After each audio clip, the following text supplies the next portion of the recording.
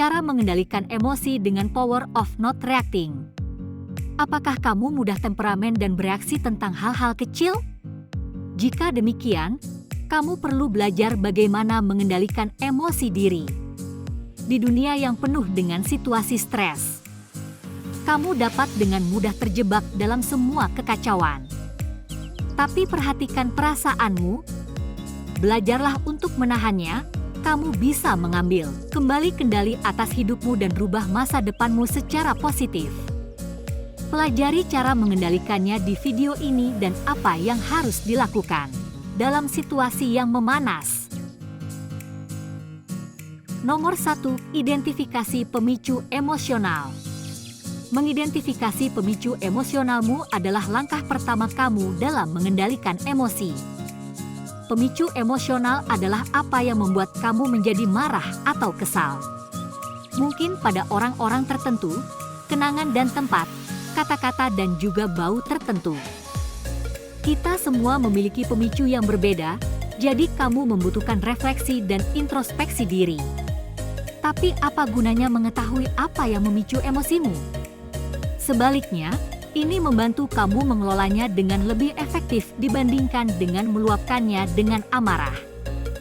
Nomor 2, tarik napas dalam-dalam beberapa kali. Setiap kali kamu merasa gelisah berlebihan, tarik napas dan tenangkan diri dan tidak melakukan sesuatu yang akan kamu sesali nantinya. Bernapas adalah salah satu cara yang paling efektif untuk menenangkanmu saat kamu marah atau kesal. Ini sangat membantu ketika kamu sedang tidak enak badan kewalahan dengan stres.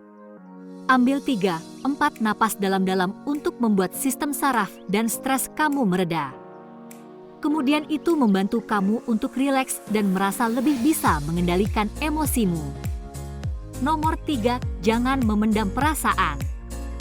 Kamu mungkin berpikir bahwa memendam perasaanmu akan membuat emosi pergi, tapi ini tidak benar. Dalam hal mengendalikan emosi, kuncinya di sini adalah mengatur, bukan menekan. Mengatur emosi kamu berarti mengetahui bahwa kamu memiliki perasaan yang kuat dan mengetahui cara terbaik menangani mereka dengan cara yang sehat, seperti membicarakannya atau menuliskannya.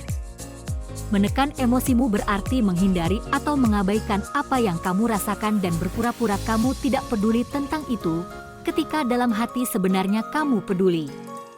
Ini dapat menyebabkan penumpukan perasaan negatif dan menyebabkan ledakan emosi dan menjadi agresif di kemudian hari. Nomor 4, gunakan kata aku daripada kata kamu. Saat kamu terpicu, emosimu mungkin meledak dalam diri kamu, tapi kamu tahu bahwa pilihan kata baik dapat membantu meredam situasi atau memperburuk keadaan. Ketika seseorang mengatakan atau melakukan sesuatu yang tidak kamu suka, mudah untuk mengatakan hal-hal seperti, "Kamu selalu begini," atau "Kamu tidak pernah mendengarkan." Tetapi menggunakan pernyataan seperti itu kemungkinan besar akan memprovokasi kemarahan dan sikap defensif dari orang lain. Jadi, alih-alih menyalahkan seseorang emosimu, bertanggung jawab dan akui bagaimana perasaan kamu. Misalnya, daripada mengatakan, "Kamu selalu terlambat," katakan, "Saya merasa kesal ketika kamu terlambat karena itu membuatku khawatir tentang keselamatanmu." Ini membuatmu tetap fokus pada perasaanmu daripada membuat penilaian terhadap perilaku orang lain. Nomor 5, jangan tinggikan suaramu. Menaikkan suara kamu adalah tanda kamu kehilangan kendali. Ketika kamu marah, itu wajar untuk ingin ungkapkan perasaan dan pikiranmu dengan cara sekeras mungkin. Tetapi ini tidak berhasil dan justru malah memanaskan situasi. Sebaliknya, kata-katamu akan memiliki kekuatan lebih ketika kamu menggunakan nada yang tenang dan tegas. Kamu bahkan mungkin dapat membujuk seseorang yang tidak setuju denganmu jika argumen kamu didukung dengan fakta dan logika. Mempertahankan ketenanganmu membantu kedua belah pihak merasa dihormati dan meningkatkan komunikasi, mempermudah dalam penyelesaian konflik. Nomor 6, hindari membuat asumsi. Menganggap hal-hal tentang perilaku atau niat orang lain tanpa sepenuhnya yakin itu kebenaran, dapat menyebabkan beberapa masalah besar. Asumsi itu berbahaya karena memang hanya berdasarkan informasi yang tidak lengkap. Jika kamu membuat asumsi dan bereaksi berlebihan pada itu, orang lain mungkin merasa diserang dan mulai bereaksi berlebihan juga. Jadi lain kali seseorang mengatakan atau melakukan sesuatu yang kamu tidak sependapat atau tidak mengerti, jangan melompat ke kesimpulan. Sebaliknya, ajukan pertanyaan untuk mengklarifikasi apa yang mereka maksud sebelum membentuk pendapat tentang komentar atau tindakan mereka.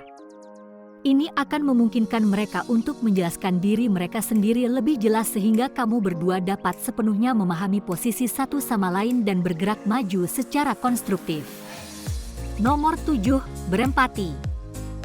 Ketika kamu merasa emosimu sedang memuncak, kamu mungkin terbawa suasana dan menjadi tidak rasional tentang apa yang terjadi di sekitarmu, terutama ketika berurusan dengan situasi sulit yang melibatkan orang lain.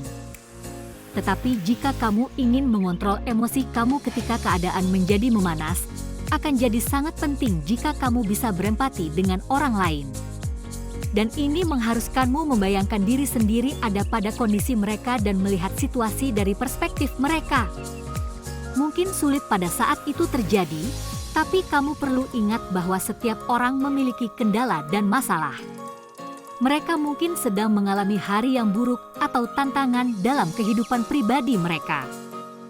Kamu mungkin tidak selalu setuju dengan pendapat seseorang dalam berperilaku atau berpendapat, tetapi memiliki empati untuk mereka akan memungkinkanmu untuk merespons dengan lebih tepat. Nomor 8, luangkan waktu. Jika Anda sudah mencoba segalanya dan masih berjuang untuk mengendalikan emosimu, luangkan waktu keluar. Ini adalah strategi untuk mencegah reaksi berlebihan dan menyelesaikan konflik. Ini juga memberi kamu kesempatan untuk menenangkan diri dan untuk berpikir tentang apa yang ingin kamu katakan atau bagaimana kamu ingin mengatakannya dengan pikiran yang jernih. Ini sangat membantu jika orang yang lain membuatmu merasa sakit hati atau diserang. Mengambil beberapa menit sendirian dapat membantu meredakan beberapa ketegangan sebelum kembali dan terlibat dalam dialog yang konstruktif. Ingat, ketika kamu tidak langsung bereaksi, kamu memiliki waktu untuk merespon. Kamu selalu dapat memilih sikapmu dan caramu memproses informasi, bahkan jika seorang lain sedang mencoba untuk memprovokasi reaksi darimu. Caramu mengendalikan emosimu menentukan apa pengaruhnya pada tindakanmu. Ini berarti bahwa jika seseorang mencoba untuk memprovokasimu, pada akhirnya terserah kamu apakah kejadian itu akan memicu reaksi emosi kamu atau tidak. Jika kamu merasa video ini bermanfaat, berikan like dan share dengan teman-temanmu agar kami bisa terus membuatnya. Untuk lebih banyak video seperti ini, tekan tombol subscribe dan ingat untuk mengklik notifikasi lonceng. Juga, pastikan untuk melihat video kami yang lain. Terima kasih telah menonton.